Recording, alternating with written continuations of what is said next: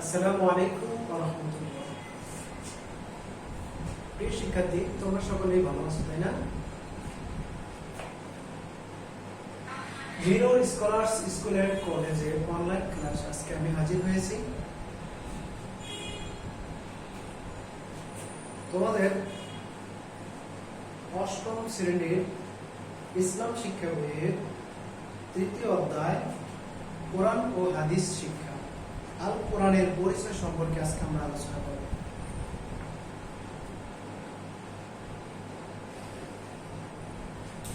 আউযু বিল্লাহি মিনাশ শাইতানির রাজীম।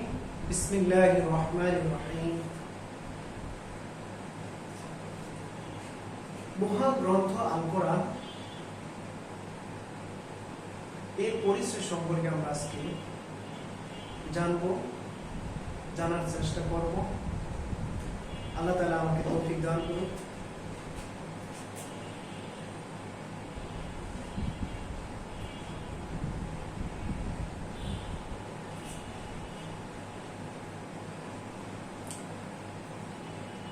কোরআন মাজিদ আল্লাহ তাআলা অবতীর্ণ করেছেন সমস্ত মানব জাতির পথ প্রদর্শন হিসেবে, এবং এটার মধ্যে দিক নির্দেশনা দেওয়া হয়েছে কিভাবে তার জীবনকে গঠন করবে, কিভাবে দেশ রাষ্ট্র পরিচালনা করবে, কিভাবে সমাজ পরিবার গঠন করবে, পরিচালনা করবে, সেই দিক নির্দেশনা দেওয়া হয়েছে। মহাগ্রন্থ আল কোরআন পৃথিবীর মধ্যে সবচেয়ে পঠিত কিতাব। এটা মানুষ সচরাচর বেশিরভাগ পাঠ করে থাকে। আমরা যখন লাইব্রেরিতে বইয়ের পুস্তকালয়ে বই কিনতে যাই, যখন বই কিনে আমরা বাসায় নিয়ে আসি, প্রথম পেজ বের করে আমরা দেখি যেখানে লেখা থাকে আমাদের যদি ভুল ত্রুটি হয়ে থাকে আমাদেরকে অবহিত করবেন, আমরা পরবর্তী সময় ভুলকে সংশোধন করে দেব। আর আল্লাহ তাআলা এই মহাগ্রন্থ আল কোরআনের মধ্যে সর্বপ্রথম বলেছেন আলিফ লাম মিম যালিকাল কিতাব। এই কিতাবের মধ্যে কোনো সন্দেহ নাই, আপনারা নিঃসন্দেহে পড়তে পারেন। এই কোরআনের মধ্যে 114টি সূরা আল্লাহ তাআলা অবতীর্ণ করেছেন।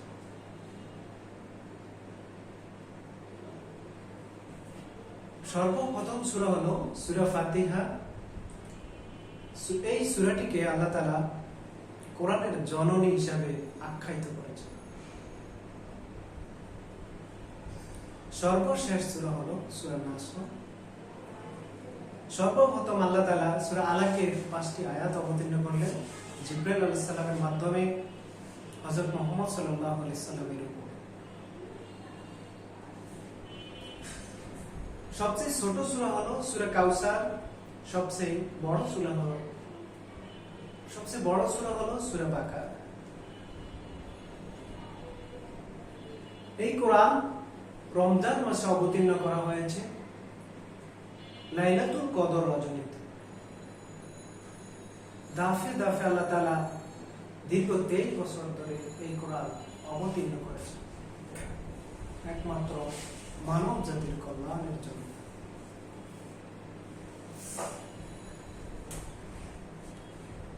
তাই আজ আমরা এই কোরআন থেকে সরে যাওয়ার কারণে আমরা বিপদগামী হয়ে যাচ্ছি। আল্লাহ তাআলা এই কোরআন সমগ্র মানব জাতির উপর অবতীর্ণ করেছেন মানব কল্যাণের জন্য, পথ প্রদর্শন হিসাবে।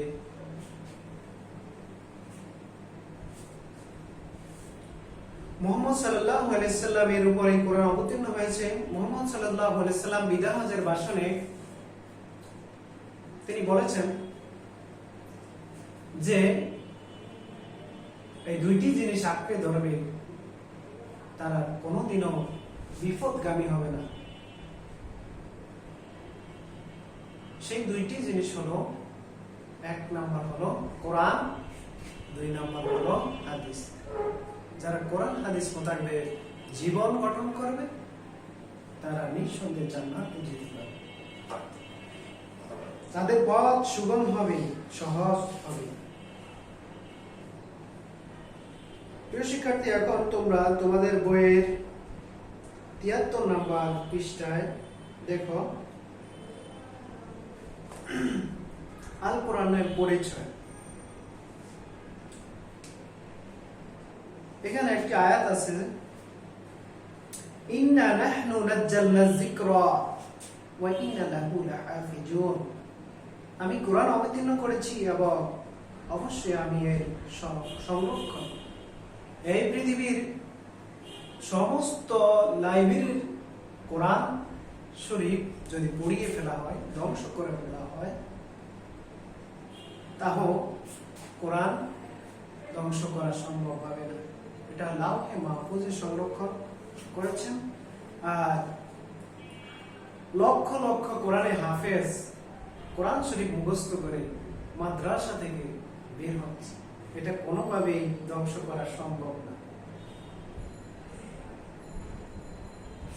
আমি কোরআন অবতীর্ণ করেছি এবং অবশ্যই আমি এই সংরক্ষণ, এর সংরক্ষণ, আমি এই কোরআনের সংরক্ষণ। আল কোরআন মর্যাদাপূর্ণ, সম্মানিত, বিজ্ঞানময় গ্রন্থ। এটি হক বাতিলের পার্থক্যকারী। এতে কোরআনের সন্দেহ অবকাশ নেই। এটি মুত্তাকিদের জন্য হেদায়াত গ্রন্থ।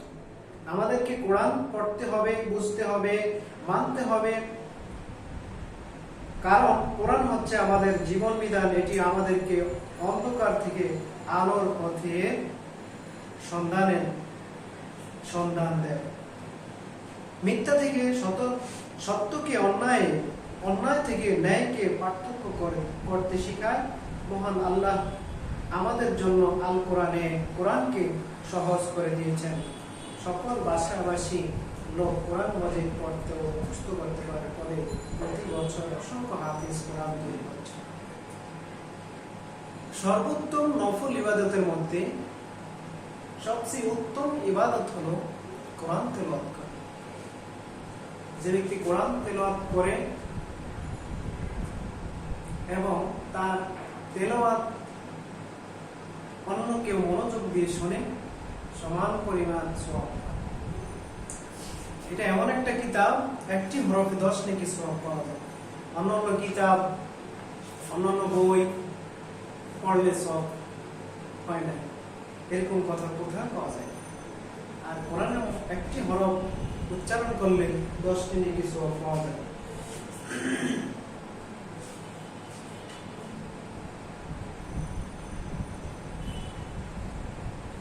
পবিত্র কোরআনে বিভিন্ন নাম রয়েছে।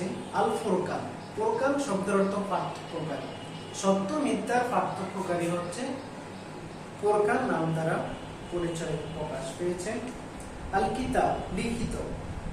আল কিতাব নামে নামকরণের কারণ হলো এটা একটি লিখিত গ্রন্থ এবং এটাকে বিশুদ্ধভাবে নির্ভরযোগ্য ব্যক্তিদের মাধ্যমে লিপিবদ্ধ করা হয়েছে।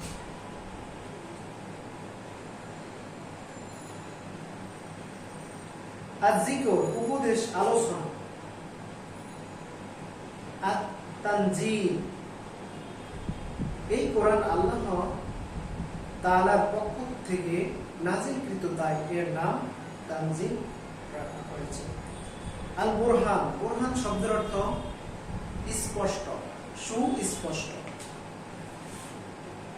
আর নূর, নূর শব্দের অর্থ হচ্ছে জ্যোতি।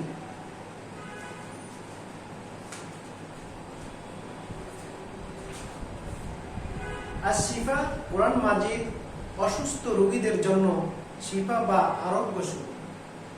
আল হুদা, আল হুদা শব্দের অর্থ হলো পথ প্রদর্শন। কোরআন মাজিদের মুত্তাকিদের জন্য পথ প্রদর্শন। আল মাওয়াইজা, মাওয়াইজা অর্থ হলো যারা উপদেশ গ্রহণ করতে চায়। আর রহমান, আর রহমান অর্থ হলো দয়া, করুণা। আল আজিজ অর্থ পরাক্রমশালী। আল মুবিন অর্থ সুস্পষ্ট। আল বাসির অর্থ সুসংবাদ প্রদানকারী। 114টি সূরার মধ্যে মাক্কি সূরার সংখ্যা হলো 86টি, মাদানী সূরা হলো 28টি।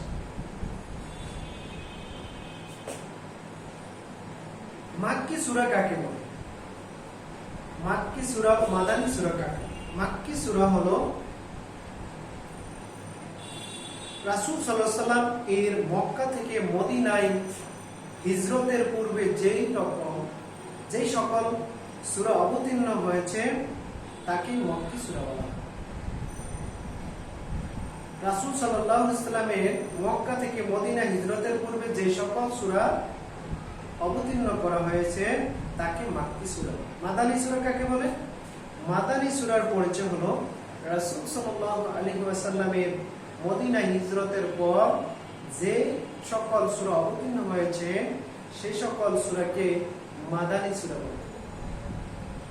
মাক্কি সূরার বৈশিষ্ট্যগুলো কি দেখো প্রিয় শিক্ষার্থীরা, মাক্কি সূরা সমূহে তাওহীদ ও রিসালাতের আলোচনা প্রাধান্য রয়েছে। মাদানী সূরার বৈশিষ্ট্য, এই সূরাগুলোতে কিয়ামত, জান্নাত, জাহান্নাম তথা আখিরাতের বর্ণনা প্রাধান্য পেয়েছে। মাক্কি সূরা সমূহে শিরক ও কুফরের পরিচয় বর্ণনা করে এগুলোর অসারতা প্রমাণ করা হয়েছে। এই সবগুলোতে মুশরিক ও কাফিরদের বিভিন্ন প্রশ্নের উত্তর দেওয়া হয়েছে। মাক্কি সূরা সমূহে পূর্ববর্তী মুশরিক ও কাফিরদের হত্যাযজ্ঞের কাহিনী, ইয়াতীমদের সম্পদ হরণ করা, কন্যা সন্তানকে জীবন্ত কবর দেওয়া ইত্যাদি কুপ্রথার বিবরণ রয়েছে। এই শব্দমালা শক্তিশালী, ভাব গম্ভীর ও অন্তরে প্রকম্পন সৃষ্টিকারী। এতে শরীয়তের সাধারণ নীতিমালা উল্লেখ রয়েছে। এতে প্রসিদ্ধ বিষয়সমূহের শপথের মাধ্যমে উপস্থাপন করা হয়েছে। মক্কি সূরা সমূহ সাধারণত আকারে ছোট এবং আয়াতগুলি তুলনামূলকভাবে ছোট। এই সূরাগুলোতে পূর্ববর্তী নবী রাসূলগণের সফলতা ও তাদের অবাধ্যদের শোচনীয় পরিণতি বর্ণনা করা হয়েছে। মাক্কি সূরা সমূহে ইয়া আইয়ুহান নাস, হে মানব জাতি কথাটি উল্লেখ আছে। মাদানী সূরার বৈশিষ্ট্যগুলি নিম্নে দেওয়া হলো। মাদানী সূরার বৈশিষ্ট্য 86 পৃষ্ঠায় দেখো। মাদানী সূরা সমূহ শরীয়তের বিধিবিধান, ফরজ, ওয়াজিব ইত্যাদি সুস্পষ্টভাবে বর্ণনা রয়েছে।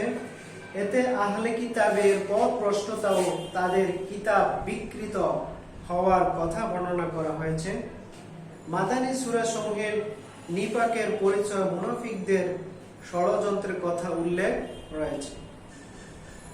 এই সূরাগুলিতে ব্যক্তিগত, পারিবারিক, সামাজিক, জাতীয়, আন্তর্জাতিক ও সাংস্কৃতিক নীতিমালা বর্ণিত হয়েছে। এতে পারস্পরিক লেনদেনের, উত্তরাধিকার আইন, ব্যবসা বাণিজ্য, ক্রয় বিক্রয়, যাবতীয় অর্থনৈতিক কর্মকাণ্ডের বিধান বর্ণিত হয়েছে। মাদানী সূরা সমূহের ইহুদি ও খ্রিস্টানদেরকে ইসলামের প্রতি আহ্বান জানানো হয়েছে। মাদানী সূরা সমূহের বিচার ব্যবস্থা, দণ্ডবিধি, পররাষ্ট্রনীতি ইত্যাদি বিষয়ের আলোচনা করা হয়েছে। মাদানী সূরা সমূহের ইয়া আইয়ুহাল্লাযীনা আমানু, হে ঈমানদারগণ কথাটি উল্লেখ আছে। হে ঈমানদারগণ তোমরা কি করো? ঈমান আনো। হালাল ও হারাম সংক্রান্ত বর্ণনা প্রাধান্য পেয়েছে। আল কোরআনের বৈশিষ্ট্য মাহাত্ম্য। আল কোরআনের বৈশিষ্ট্য মাহাত্ম্য। কোরআন মাজিদ বিশ্ব মানবতার জন্য হেদায়েতের বাণী নিয়ে অবতীর্ণ হয়েছে। তাই এই কোরআন রয়েছে কিছু অনন্য বৈশিষ্ট্য, যার কারণে এটি সর্বশ্রেষ্ঠ। আমরা এখন আল্লাহ আল কোরআনের সেই বিস্ময়কর বৈশিষ্ট্য সমূহ জানব, যার মাধ্যমে এর মহত্ব সুস্পষ্ট ও হয়ে উঠবে। পূর্ব যুগের বিভিন্ন উম্মত তাদের প্রতি প্রেরিত আসমানি কিতাব এবং তাদের নবী শিক্ষা নিজেদের সুবিধা মতো পরিবর্তন করে নানা রকম বিকৃতি ঘটিয়েছে। আল কোরআন একমাত্র গ্রন্থ যা যাবতীয় বিকৃতি ও ভুল ত্রুটি থেকে মুক্ত। এটিকে পরিপূর্ণ জীবন ব্যবস্থা রূপে অবতীর্ণ করা হয়েছে। মানব জাতির বর্তমান ও অনাগত কালের যে সব সমস্যা প্রয়োজন দেখা দেবে তার সব কিছুর মূলনীতি কোরআনে বলা দেওয়া হয়েছে। আল্লাহ তাআলা বলেন, এই সম্পর্কে বলেন, ওয়ানাজ্জালনা আলাইকাল কিতাবা তিবয়ানান লিকুল্লি শাইইন, আর আমি আপনার প্রতি কিতাব নাজিল করেছি প্রত্যেক বিষয়ে স্পষ্ট ব্যাখ্যা স্বরূপ। কোরআন নাজিল হওয়ার সময় থেকে অদ্যাবধি অনেকেই একে মানুষের রচনা, কবিতা, জাদু ইত্যাদি বলে অপবাদ দিয়েছে। এতে আল্লাহ তাআলা তাদেরকে এবং অনাগত কাল পর্যন্ত যাদের মনে এমন ধারণা জন্ম নেবে তাদের সবাইকে চ্যালেঞ্জ দিয়েছে। মহান আল্লাহ বলেন, আমি আমার বান্দার প্রতি যা অবতীর্ণ করেছি তাতে তোমাদের কোনো সন্দেহ থাকলে তোমরা এটা অনুরূপ কোন সূরা নিয়ে আসো এবং তোমরা যদি সত্যবাদী হও।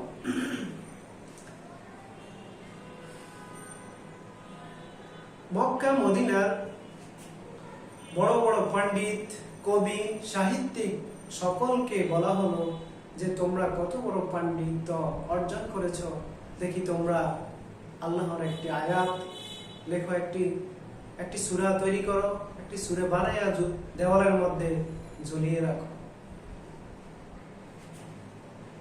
সকল পণ্ডিত, কবি, সাহিত্যিক আসলো। আসার পরে অনেকেই চেষ্টা করছে, কেউ একটা কবিতা, একটা আয়াত লিখতে পারলো না। সকল কবি, পণ্ডিত, সাহিত্যিক সকলেই ব্যর্থ হয়েছে। পরে তারা বলল যে মুহাম্মদ সাল্লাল্লাহু আলাইহি সাল্লামকে যে আপনি একটা আয়াত অথবা একটি সূরা লিখে আমাদেরকে দেখান। তখন মুহাম্মদ সাল্লাল্লাহু আলাইহি সাল্লাম সূরা কাউসার লিখে দেওয়ালের মধ্যে ঝুলিয়ে রাখলেন। সকল কবি, পণ্ডিত একে অপরের সাথে আলোচনা করে আমরা এত জ্ঞানী, এত পণ্ডিত অর্জন করে আমরা আজকে ব্যর্থ হইলাম। আর যেই মুহাম্মদকে আমরা অপবাদ দিয়েছিলাম, মিথ্যা বলেছিলাম, পাগল বলেছিলাম, আর সেই মুহাম্মদ আজকে ফাস্ট হয়েছে। তখন মুহাম্মদ সাল্লাল্লাহু আলাইহি ওয়াসাল্লাম এই সূরাটি লিখলেন, ইন্না আ'তাইনাকাল কাউসার ফাসাল্লি লিরাব্বিকা ওয়ানহার ইন্না শানিআকা হুয়াল আবতার।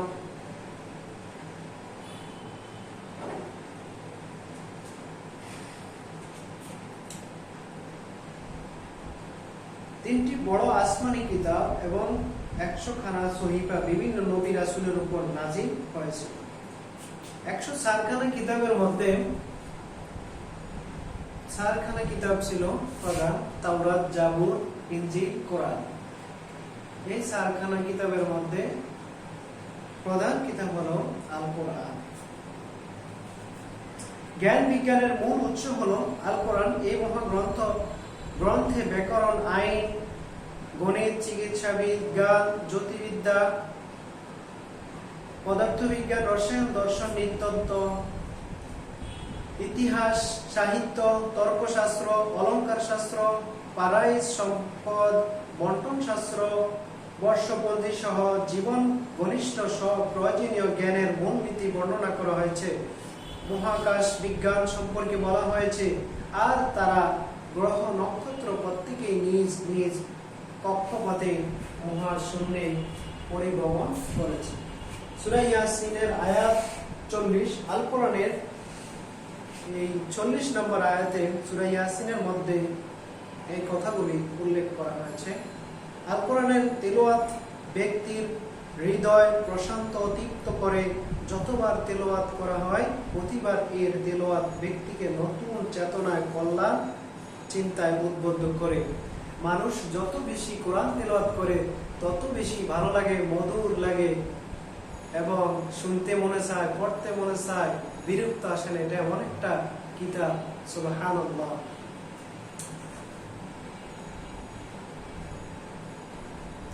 উদাহরণস্বরূপ বলা যায়, ইসলাম গ্রহণের পূর্বে ওমর ইবনে খাত্তাব রাদিয়াল্লাহু তাআলা ইসলামের শত্রু ছিলেন, কিন্তু তিনি তার বোন ফাতিমার কণ্ঠে কোরআন তেলাওয়াত শুনে এতটা বিগলিত হন যে সাথে সাথে মুহাম্মদ সাল্লাল্লাহু আলাইহি ওয়াসাল্লামের কাছে ছুটে যান। ওমর ফারুক রাদিয়াল্লাহু তাআলা ছিলেন ইসলামের কঠিন শত্রু। তিনি যখন এলাকা বা কোনো রাস্তা দিয়ে যাইতেন তখন মানুষ তার ভয়ে থরথর করে কাঁপত, এবং কেউ যদি মুসলমান হওয়ার কথা বলে তাকে কঠিনভাবে শাস্তি দিত, এবং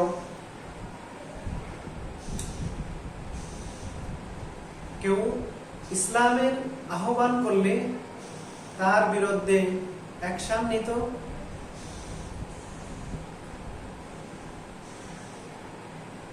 মুহাম্মদ সাল্লাল্লাহু আলাইহি ওয়াসাল্লাম যখন মানুষদেরকে ইসলামের দাওয়াত দিতেন তখন তাকে পাগল বলে আখ্যায়িত করত। আপনারা কেউ তার কথা শুনবেন না। মুহাম্মদ সাল্লাল্লাহু আলাইহি ওয়াসাল্লাম নামে একটা পাগল আসছে এরকম বলতো। কিন্তু রাত্রের বেলা সে গোপনে গোপনে রাত্রে গিয়ে মুহাম্মদ সাল্লাল্লাহু আলাইহি ওয়াসাল্লামের কোরআন তেলাওয়াত শুনতেন। আর তার দলের লোকেরা বলতো যে ওমর তো মুহাম্মদ সাল্লাল্লাহু আলাইহি ওয়াসাল্লামের কোরআন তেলাওয়াত শুনতে গেছে। এরকম কথা শুনলে তাকে সাথে সাথে ডেকে এনে তাকে হত্যা করা হতো এবং তাকে শাস্তি দেওয়া হতো। কিন্তু মুহাম্মদ সাল্লাল্লাহু আলাইহি ওয়াসাল্লাম গোপনে মুহাম্মদ সাল্লাল্লাহু আলাইহি ওয়াসাল্লামের কাছে এসে কোরআন তেলাওয়াত শুনতেন। একদিন এক ব্যক্তি ওমর ফারুক রাদিয়াল্লাহু তাআলাকে বলল, হে ওমর ফারুক রাদিয়াল্লাহু তাআলা, আপনি সমাজের মধ্যে, রাষ্ট্রের মধ্যে আইন করেছেন যে কেউ ইসলামের কথা শুনলে বা ইসলাম গ্রহণ করলে তাকে হত্যা করা হবে, তাকে শাস্তি দেওয়া হবে, জেলে দেওয়া হবে। কিন্তু আপনার আপন বোন কোরআন তেলাওয়াত করে ঈমান এনেছে, মুহাম্মদের কথা শুনেছে। এখন এই কথা শুনে ওমর ফারুক রাদিয়াল্লাহু তাআলা অনেক রেগে গিয়ে তার তরবারি হাতে নিয়ে ঘোড়ার পিঠে করে তার বোনের বাড়িতে রওনা করলো। তার বোনের বাড়িতে রওনা করে গিয়ে দরজার পাশে গিয়ে দাঁড়ায় দেখে যে তার বোন সুন্দরভাবে কোরআন তেলাওয়াত করতেছে। কোরআন তেলাওয়াত শুনে তার অনেক রাগান্বিত হলো। তারপর তার বোন দরজা খুললো, ভিতরে গিয়ে তার বোনকে অনেক জোরে একটা চড় মেরেছিল। তার বোন ভীষণ ব্যথা পেয়েছে, ব্যথা পেয়ে মাটিতে লুটিয়ে পড়ে। কিছুক্ষণ পর তার ভাই ওমর ফারুক রাদিয়াল্লাহু তাআলা তার বোনকে বলে, বোন, তুমি যে কোরআন তেলাওয়াত করেছে কিছুক্ষণ আগে, তুমি আবার পুনরায় তেলাওয়াত করে আমাকে একটু শোনাইবে? তখন তার বোন বলে, ভাই, কোরআন তেলাওয়াত শুনতে হলে আপনার ওযু করে পবিত্র হতে হবে। তখন ওমর ফারুক রাদিয়াল্লাহু তাআলা আবার পুনরায় ওযু করলেন, ওযু করে কোরআন তেলাওয়াত শুনলেন। এখন কোরআন তেলাওয়াত শুনে সেখান থেকে রওনা করলেন তরবারি হাতে নিয়ে। মুহাম্মদ সাল্লাল্লাহু আলাইহি সাল্লাম কোথায় আছে সেখানে। মুহাম্মদ সাল্লাল্লাহু আলাইহি সাল্লাম একটি মসজিদে আবু বকর সাথে ছিল। আবু বকরের সাথে মসজিদে বসা অবস্থায় ছিলেন। ওমর ফারুক রাদিয়াল্লাহু তাআলা তরবারি নিয়ে সেখানে গেলেন। নবী করিম সাল্লাল্লাহু আলাইহি সাল্লামের কাছে যখন গেলেন, আবু বকর রাদিয়াল্লাহু তাআলা ভয়ে কাঁপতেছে। আবু বকর রাদিয়াল্লাহু তাআলা মুহাম্মদ সাল্লাল্লাহু আলাইহি সাল্লামকে বলে, হুজুর দেখেন ওমর ফারুক রাদিয়াল্লাহু তাআলা তরবারি নিয়ে আসতেছে, আমার খুব ভয় হইতেছে। তুমি টেনশন করো না, কি হবে আমি জানি। তারপর ওমর ফারুক রাদিয়াল্লাহু তাআলা মুহাম্মদ সাল্লাল্লাহু আলাইহি ওয়াসাল্লামের কাছে গেলেন। কিছুক্ষণ পর গুরু গম্ভীর হয়ে বসেছিলেন।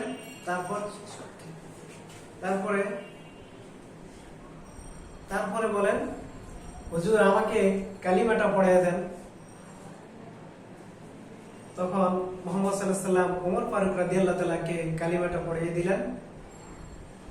কালিমা পড়ার পরে, মুসলমান হওয়ার পরে বললেন যে এই তরবারিটা আমার হাতে তুলে দেন।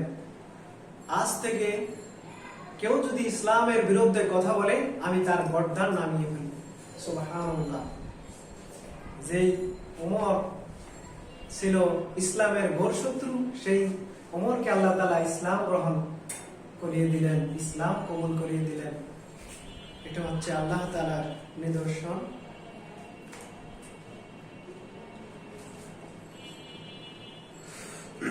আল্লাহ তাআলা বলেন, মা ফাররাতনা ফি কিতাবি মিন শাইইন, আমি এই কিতাব কোনো কিছুই বাদ দেইনি। কোরআনের পরিচয় বৈশিষ্ট্য যত বিস্তৃতভাবে এবং যত গভীরভাবে জানা যায় তত ঈমান বাড়ে, কোরআনের প্রতি ভালোবাসা বাড়ে এবং আমল করার আগ্রহ তৈরি হয়। প্রিয় শিক্ষার্থীরা, চলো আমরা বেশি বেশি কোরআন অধ্যয়ন করি এবং তার আলোকে জীবন গড়ি। আল্লাহ আমাদের সকলকে তৌফিক দান করুন, আল্লাহুম্মা আমিন। প্রিয় শিক্ষার্থী, তোমাদের বাসার কাজ হলো